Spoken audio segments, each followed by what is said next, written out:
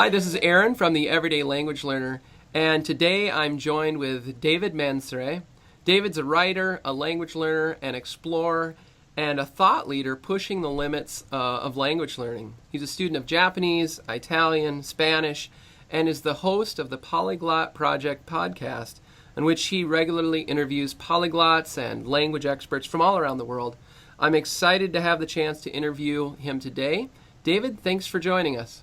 Thank you for having me, Aaron. It's great to finally speak with you in the digital space. Yeah, this is really great. I just wanted to start by having you tell us a little bit about yourself, and then as well a little bit about yourself as a language learner and what the language learning journey has been like for you up to this point. Well, okay, my name's David, and I grew up in London, as you may all be able to tell by my accent. When I started, my first encounter with language was when I was in secondary school, and that language was German. I didn't, at first when I started learning German, I thought it was great, and I really got into it, and I was making baby steps, but I was making progress, and I got a lot of praise from my teacher at the time. But I guess I was young and dumb because I allowed for my peers to influence me. They used to make comments sort of like, German sounds very harsh, almost like you've got a cold and things like that. And it wasn't cool to want to study German at the time. And I let myself get influenced. And as soon as I had the opportunity to drop German, I dropped it because, I stopped working hard and it started to get really difficult. And I thought I wasn't great at learning languages. I thought I didn't have the aptitude, wasn't clever enough. And when I left school and I started doing some traveling, I think the first place I went to where a different language was spoken was Poland, and I really felt, I want to use the word stupid, when I wasn't able to communicate in any way with the locals. And then the idea started churning in my mind that maybe I should try to learn a language. Maybe I really should try to learn a language. And I was absolutely amazed at how well some of the Polish people were able to communicate to me in English. And these are people that seem just as intelligent as myself, Some of them were younger than me, and I thought, great, I can learn a language. And I procrastinated for an awful long time. And one day I decided that I'm going to learn Spanish. The reason I decided on Spanish because my girlfriend at the time spoke Spanish. She wasn't a native speaker, but she had studied for many years and she spoke Spanish quite well. And I wanted to better myself, and I thought language was one of those ways I could do that. Yeah. And so I searched on the internet how to learn a language, and then I stumbled across the YouTube community of language learners and the language learning blogs out there, and I became a student of language, and I've continued ever since. I guess we can go into more detail about how I progressed with them, but that is a summary of how I've become a language learner I am today. Yeah, no, that's really great. Now, before we talk more about language, I'd love to hear just kind of a quick summary of what you're doing at your website and your blog, and then as well a little bit about the Polyglot Project podcast. Okay, well, my blog is all about exploring, learning, and growing. And so language learning is part of that puzzle, because I believe that learning in general is a tool that can be used for personal development, because it's all about connecting what we already know with what we don't know. And I think what better way to interact with the world and people than to go on these sort of learning missions, to acquire new information and new skills. And so I write a lot about that, and that covers a lot of ground. It covers travel, it covers, personal development, language, skill acquisition, etc., etc. But the Polyglot Project podcast, that is a special project which I put together with Claude Cartaginez. He was the author of the book. For those of you that don't know, Polyglot Project is a book of a collection of stories of language learners from all around the world, sharing how they have learnt languages. And so I'm going to share something with you. The reason I I had the idea for the Polyglot Project podcast is because, I had just finished reading the book, Mm-hmm. and I thought, oh wow, how interesting these people are. And I thought, these are the sort of people I would like to have as friends of mine. And I thought, okay, well, if I just shoot them a message, I'm probably going to get a response that, I might come across as a fan, or they may be busy or something. So I thought, it would be great to speak with them. I've not heard of any podcasts or any interviews with these sort of people. Maybe we should try it. And then I sent Claude a message, and then, things have spiraled off from since then. So the Polyglot Project podcast it's a bit of a mouthful, isn't it? It's I stumble over it every time. It's a collection of interviews of what I would call some of the world's best language learners. And so I and Claude, we have picked their brains for about an hour each. In each episode, there are 10 of them. And we just find out how they learn languages, what their motivations were, what their stories are. And the goal is to help all language learners out there become better at language learning. Yeah. No, that's really great, and I love that idea because it's just like, I write for just kind of like regular people just wanting to learn a language, and to be able to get into the minds of the people who have like made a life of this and kind of pull out the gems and the things that, okay, I can resonate with that, is such a powerful thing, and I really appreciate you doing that. I think it's really a fantastic idea. Within that, have you found kind of, as you've kind of interviewed all these folks, have you found one or two or three common kind of characteristics, either personality, learning style, or methods that people use, or things that it's just like, man, this is what everybody seems to have in common. This is kind of a common current. If I want to be a good language learner, I need to maybe put this into my life and my learning as well. That's an absolutely excellent question. This is something that I've thought about. And when I conduct the interviews, I'm always thinking about what do all of these people have in common, and what can the average person take from this. And I think that's fantastic that you asked this. And I've noticed two things. Number one is passion, and the second is necessity. I think that all learners need passion and necessity to some degree. If you have passion is going to drive you forward to continue learning and to continue pushing yourself out of your comfort zone.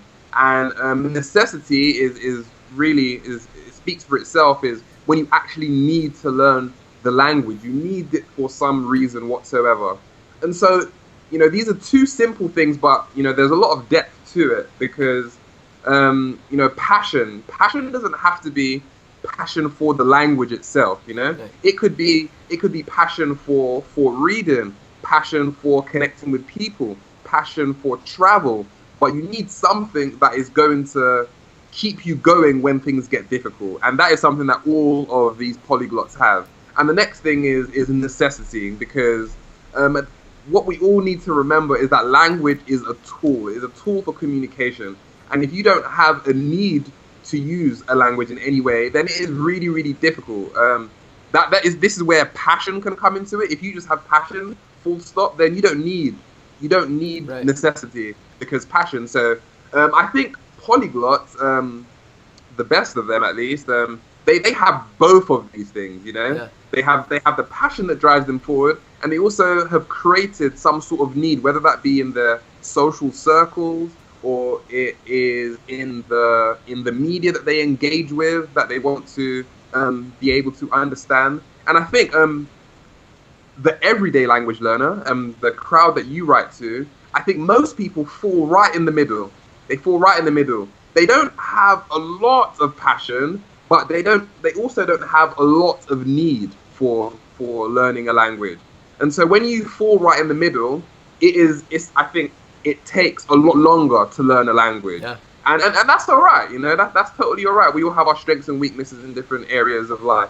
And so, yeah, that is what I would say that I've noticed as from these really extreme language learners. Yeah. No, I think that's really good. I mean, in some ways, when I listen to these, these people, or I read like Michael Arard's book, Babel No More, and it's almost an addiction, like they just can't get enough of it. And it's like, Yeah. okay, so if I can help create that in my own life, that's going to help me. But I think that idea of necessity is such an important one. And I always think, when I interviewed or talk to people, it's like everybody learns the language to the level of their need, but maybe a little bit higher than that. And so I always tell people, like, well, if you really want to continue to progress, you just have to sign up for something that's going to increase that need. Absolutely. Go abroad or something that's going to raise that level of need. And I think you're right on. The everyday language learners are kind of right in between those two things, and sometimes are frustrated by that. Like, well, I don't have that kind of passion, commitment, drive. And so I always think, well, let's figure out how we can help people create more of that. Yeah, no, absolutely. And I have something to suggest as well. What I have been doing, because I consider myself to be an everyday language learner myself, I think I am right in the middle. I don't, maybe I have a little bit more passion than the average person for language, but what I am passionate about is learning new things and meeting new people and traveling. So with the creating a need for necessity, what I do, I try to combine that with my passion. And at the moment, I have a really bad vocabulary, or really small vocabulary with regards to food in Spanish, right? I'm not much of a foodie at all. So what I'm doing at the moment is I'm learning a lot of recipes for cooking, but I'm doing it all through Spanish. And my vocabulary for food is just going through the roof. And advice I like to give to people is to try and do the things that you enjoy doing in your native language. Try doing them in the language you are learning, and that creates that need, Yeah. And it also means that passion can help drive you forward as well. That's a way to combine the two together. No, if you find it a bit difficult. Yeah, that's a really great suggestion, because I think you're right. It's if you get into the things you already love, you're going to want to keep doing them. And there's so many ideas for doing that. It's really good advice. And that also keeps into mind that language is a tool. Yeah. And it's something that you need to use in order for it to have a purpose of some sort. Yeah, for sure. Now, as you've interviewed all these different people, I've heard from different people, and I think sometimes people say, well, there's this one method, this one way to learn a language, and everybody should do it this way. And then you start interviewing people and you realize, boy, these guys are doing all sorts of different actual practical day-to-day things. Have there been any just really crazy off-the-wall things you're like, whoa, you do that to learn a language? No, no. Well, that's an interesting question, but I think it's relative, because everyone's method is sort of tweaked to their personality in some way.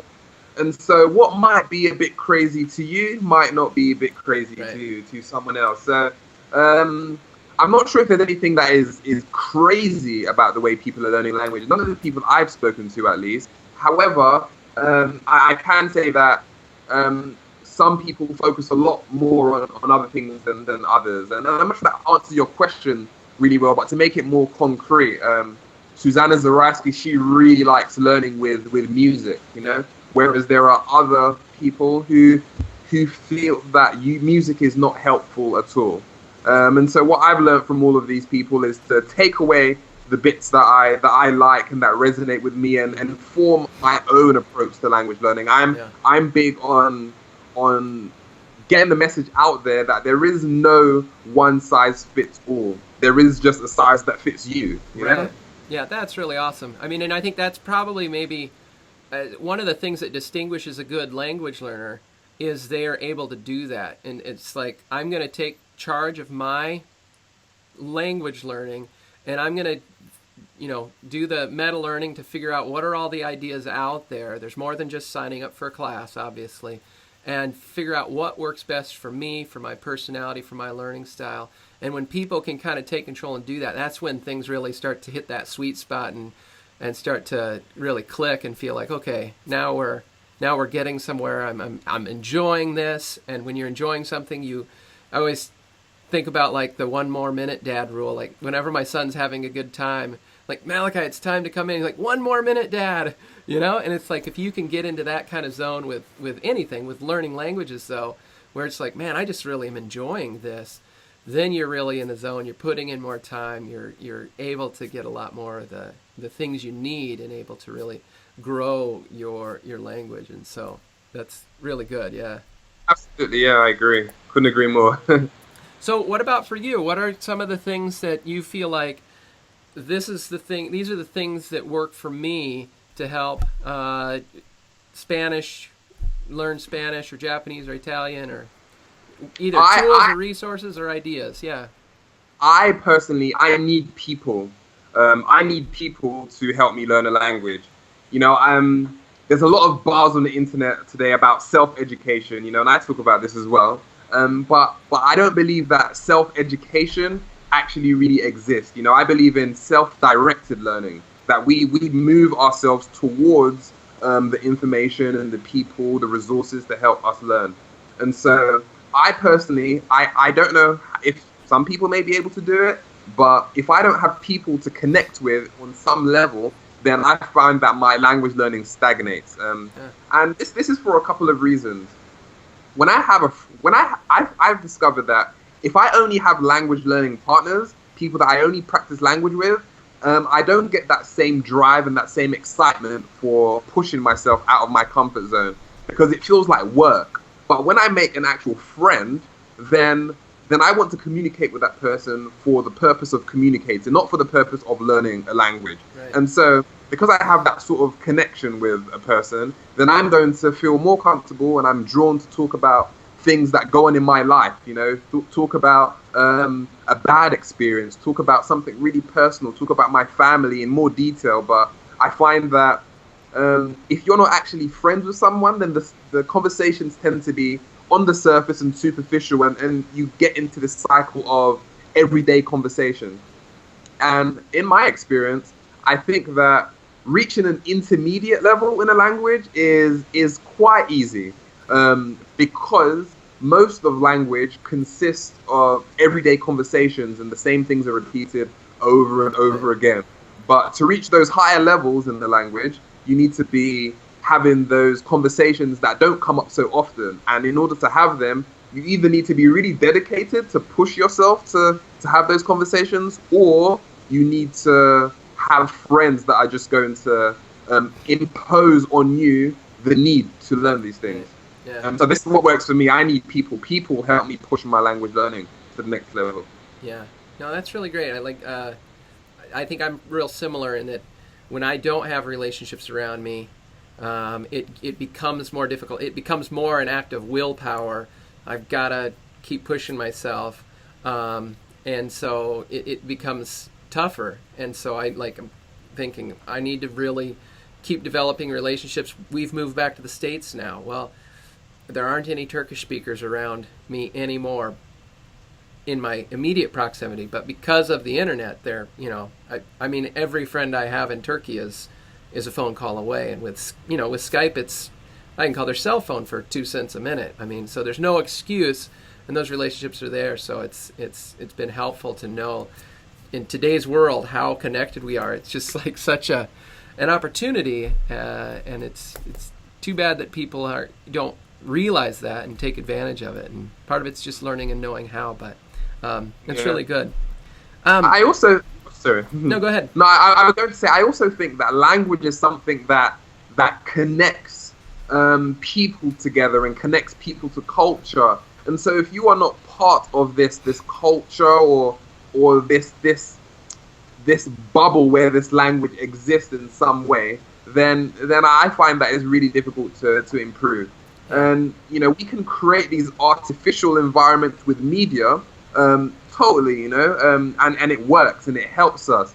But I find that you really need people to help you polish your language skills, and I think that a lot of people have fear and isolate themselves away from native speakers because they might feel afraid with how they express themselves. But the reality is that native speakers, 99.9 times out of 10, are really friendly, and they don't expect you to speak their language like they do. They understand that you're learning the language, and they are happy to help you. Yeah. So people are very, very important. I think that is what is missing for a lot of people. Yeah. No, I would totally agree with that. Yeah. And it's just, I always think, it's like my friends or my coworkers or whoever don't really care if I learn a language or not. But a native speaker is just like, this is my language you're learning. This is, there's an excitement there and an appreciation in the same way that we appreciate anyone making an effort to learn English or to learn our language. So that's really good. Now, you write a fair amount about motivation and this passion on your blog. We've talked about this a little bit, but what are some ways that you've found that you can help people think about, like, creating that passion or that motivation that will help propel them and really, in some ways, just stay with the task of learning the language, but be able to, make those choices and want to make those choices to pick up the book or pick up the phone and give someone a call or wander out into the community? Motivation is really important, of course, and because it's what keeps you going. And you have to guard your motivation. I like to say you have to protect it, because if your motivation goes, then your learning stops progressing because you won't do the things you need to do. And so, it's one of the things that keeps us motivated, at least me and a lot of people I've observed, is when you get the sense of pleasure. When you're having some sort of fun. We have chemicals released in our brains when we get excited about something. And so it seems really easy to me that the answer is then to make sure that you are having as much fun as possible. I think it's easy to fall into this routine of studying language rather than just having fun and enjoying your time whilst you are using a language. They're not always the same things. And I think that, and again, I'm going to repeat myself again. This is where, for me at least, people are really important. But for some people, it may be movies. For some people, it may be books. It may be audiobooks. Whatever it is that you're passionate about, just plug it in there, and just make sure that you are getting this constant sensation of satisfaction and happiness with what you are doing. And then that's what I would say with regards to the motivation. And also, there are always going to be things that we don't like doing, and that is unfortunate, but it's just the way of life, and so I think then it is important to do things in moderation. And so it's okay to have lots of fun. Of course, who doesn't want to have lots of fun? But sometimes the fun things are more about practice than they are about learning something new. Yeah. And something stepping outside of your comfort zone means having to do something that is a bit more difficult, that puts that strain on you, that can maybe diminish your motivation a little bit. But the trick that I find is to do these things a little bit every day, so you're making sure that you're constantly improving, but not to the point where it is killing your motivation and you are getting bored. If you are getting bored, then that is a sign that you need to have a bit more fun, and you need to maybe step back a bit and not be so intense in that particular approach. Yeah, now, that's really good, because I think when I talk to people about, you should learn another language, the thing that comes to mind is like high school Spanish class, and it was like, that wasn't fun. Why would I do that?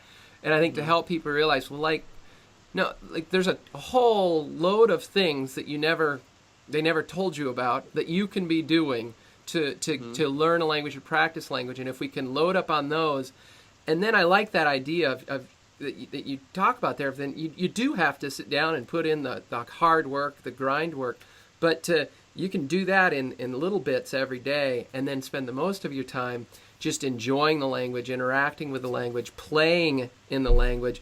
And I think that's a really great concept, and if people could kind of understand that, it's all of a sudden it's like, well, that sounds fun. I can do that.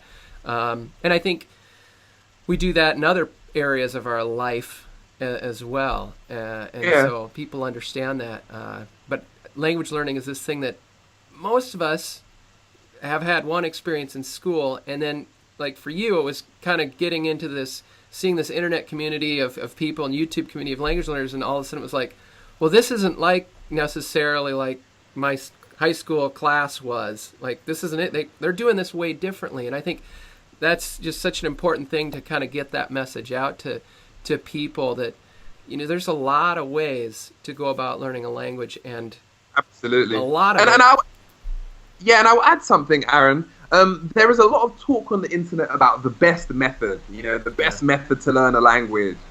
And, I think the conversation is a little redundant. And the reason I say that is because, again, I don't believe that there is one size fits all. There is just the size that fits you.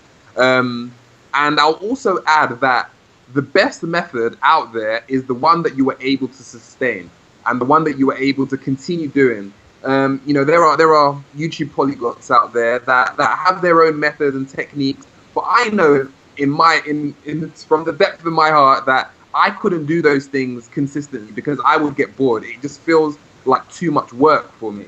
And so something I've noticed among methods that work for people is that they are consistent with it, and they do it a little bit every day or every other day or something like that. Yeah. And that is the underlying principle that I think a lot of people miss. I don't want to say any, but almost any method can work so long as you are using the language consistently and that you are always leaving your comfort zone.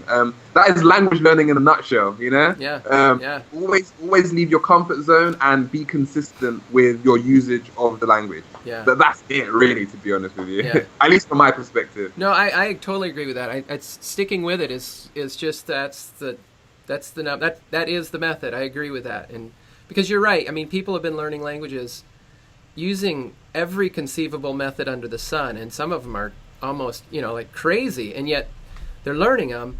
And it's not because there are methods that work better for each individual, and I think everybody should be looking to find that, as you said, and I think that's really the important thing. But even a method that you don't like and doesn't work for you, if you had the willpower to stick with it, would eventually work. It's just that if it's not, it might not be as efficient, but it will work eventually. Yeah, and it's for most of us, it's not going to work because we're going to get bored. There are a few of us out there that have kind of this superhuman willpower to just kind of push through, but most of us don't, and so it's really important to find that place that works for you. That's a really great word there, and it is. It's all about you, the learner. I mentioned this before, but I'd love to hear a little bit about your trip to Uganda. You've written about it on the blog. This is a little, maybe it's not, but it feels like a little digression from language learning in particular, but obviously there's language in there. But I'm interested in what you did in Africa and then kind of, about how that affected you, what you did there. But then I know you've written about it recently about coming back and kind of struggling, and now moving to Madrid. I went to Uganda last year.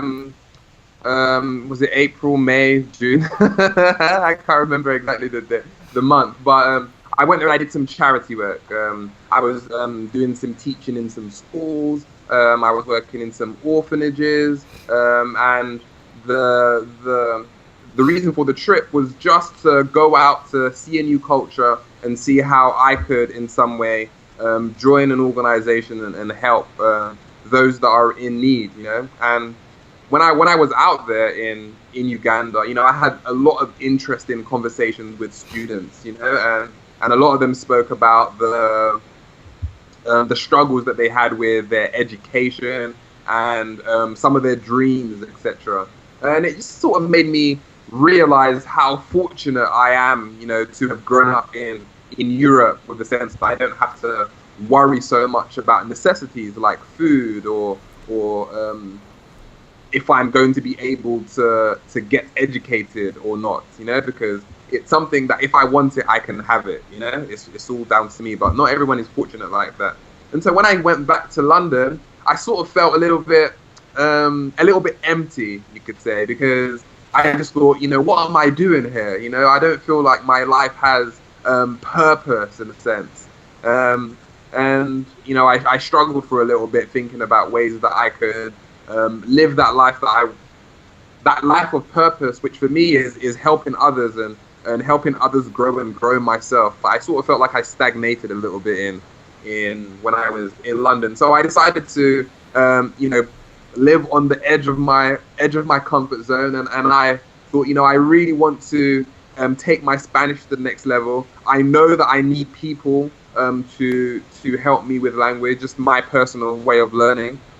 And I decided to move here to Madrid, and now I'm surrounded by Spanish all the time, and I'm improving quite fast, I would say.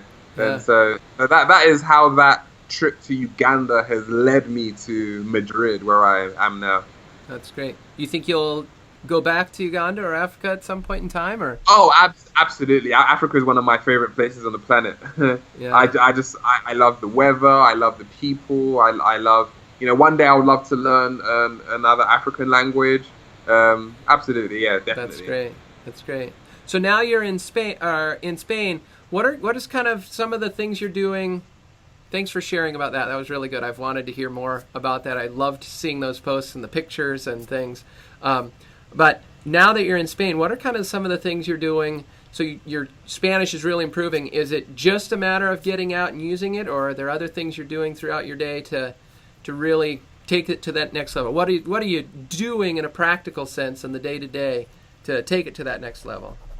No, Aaron, this is another interesting question, Aaron. There's classic advice, and it goes like this.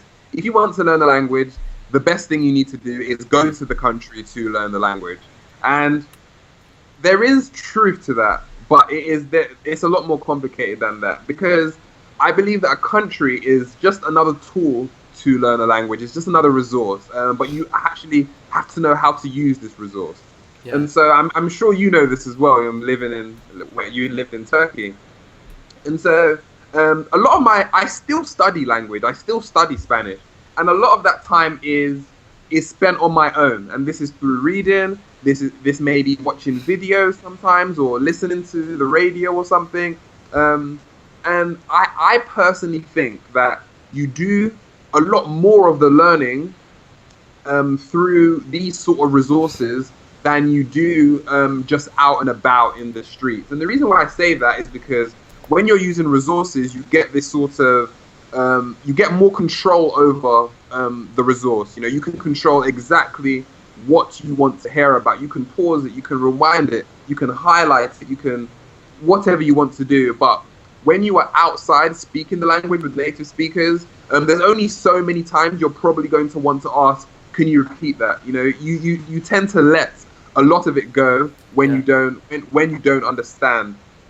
And so I like to think that when you're out and about in the country speaking the language, most of it is practice. You're practicing what you have already learned. Yeah. And you can, of course you are going to learn things out in the field, you could say. But that again is down to how much effort you put in. I have a small moleskin notebook. I haven't got it near me right now, and I'm forever writing new words and new phrases that I'm encountering on a day-to-day basis. And so, what exactly am I doing to improve my Spanish as I'm here in Spain? I study a little bit every day, but then I go out and I use what I have studied, and I spend a lot of my time observing how the language is used in natural situations. And I think this is one of the greatest advantages to living in the country, because you can learn the language and see how the language is used in context. There's a danger when we are using a dictionary to look for words. So we might look up a word in our native language, I don't know, the word for sorry, for example. But you find that in the language you're learning, there may be different contexts where you use a different form of the word sorry. And so unless you are around some sort of native speaker and you get to see how this is used, or you've read up the rule of when it should be used, it can mean that you use the language in an unnatural way. Yeah. But being around the language and being observant means that you can learn the language in a natural way and use it also in that way. Yeah. You learn all the nuances then of words Exactly. and expressions that you just can't get from a dictionary or a phrase book. Yeah. Exactly. And the second best thing to learning a language in a country is watching movies. That's the second best thing. It's not as good, but it is really good, because you also get to see the language in its context as well. Yeah. No, Man, everything you've said, I'd feel like, wow, David's like the ideal, like, if I could just say, hey, everybody out there, look at what he's doing, he's taking control, he's self-directed, I just think, man, you're so many good things you've said, and it totally resonates with what I try to want people to kind of turn into as language learners, because it is a process of learning how to be a good language learner. We learned it as children, but we didn't take notes, we just did it. Yeah. And one of the things I think that good language learners do well is kind of, in some ways, create that natural just being around the language and getting into it. But as adults, we have these analytical minds as well that can create systems to review things and manipulate what we are hearing and kind of take that control that kids just really rely on chance. And Absolutely. So it's really fun to listen to you share just this and really to hear that self-directed mindset come through. And I will add something to that self-directed mindset, Aaron, and I believe that also you need to exert a lot of effort to learn a language. There's a lot of talk on the internet about it will just come, it will just happen. Just keep on reading and listening or whatever it may be, and eventually it will come to you. And that is true to an extent. But I think that it is more efficient and it's more effective to force yourself to, force is a strong word, but to direct yourself towards the things that you need to improve. So if you know that you like talking about philosophy, then you need to exert some sort of effort to make sure that you are speaking about these things, so you're targeting these areas. It's sort of like going to the gym, isn't it? You don't just work out in general and then hope that your arms get bigger if that's what you want to get bigger. You're going to focus on your arms and make sure that they get bigger. Yeah. And so I think that it is also important to direct yourself towards what you want to improve. I know that in language, I can't speak very, very well about things to do with the hospital and things about medicine, etc., because it's just not my area of interest. And it's all right to not be good at everything. You just need to be good at what you want to do. That is what matters ultimately. Yeah. No, that's really good. It's really good.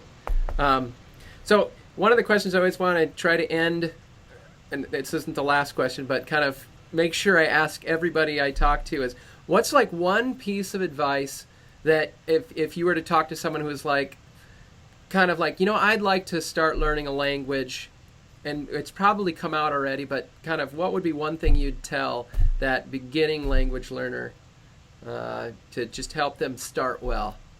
That's a good one. I would say that become comfortable with being uncomfortable, because that is the process of language learning, and there is always going to be this discomfort. And if you have a problem with discomfort, then you're probably going to find a hard time improving, because on the edge of your comfort zone is where the improvement and the growth lies. So the sooner you can get comfortable with that, the better. That's good. That's really good. So what are you up to now? Any projects or anything you would want folks to be aware of, or that you're doing, or? At the moment, well, I'm writing a book at the moment. I haven't got a title yet, but it's about skill acquisition and how we learn as humans, using a lot of examples of my own learning and other learners as well. So it's a bit general. But I am writing a book, and I'm also writing on my blog and making videos, trying to get into that a bit more regularly, because I get a lot of emails with people asking for advice, and I think it's better for me to put it out there in the public space than to answer everyone individually. So go ahead. Oh, your videos are looking really great. I've been enjoying the videos and the talks you've been giving, and also the people you've talked to. So it's been really great. I'd encourage everyone to check those out. Thank you. So, yeah. I'm also excited to see where this book goes and to hear more about that. But we'll let it develop in its time. So, if people watching want to get find where you're at, where can they find you, and how can they learn more about what you're doing? Well, I guess the best way is just, you can go to my website, davidmansaray.com, or you can just Google me, and you can find my YouTube channel. I'm also on Facebook, but I guess the best way is just go over to my website, davidmansaray.com, and you can find out all of the links to my social networks, and wherever I'm all over the web. Yeah. Well, I will make sure and put a link to that at the bottom here, and yeah. Well, it's been really great to talk with you. I just feel like that was like a whole ton of great information and motivation and opportunity for people to really just, get an understanding of what it's like to be a successful, what it takes to be a successful language learner. And I really appreciate everything you shared. My pleasure. Yeah, it's great to talk with you. And thanks so much for taking the time. Thank you very much. Thanks, Aaron. All right. Keep up the good work of the everyday language learner. I find myself nodding my head often when I'm reading through your articles. So keep up the good work. Thank you so much.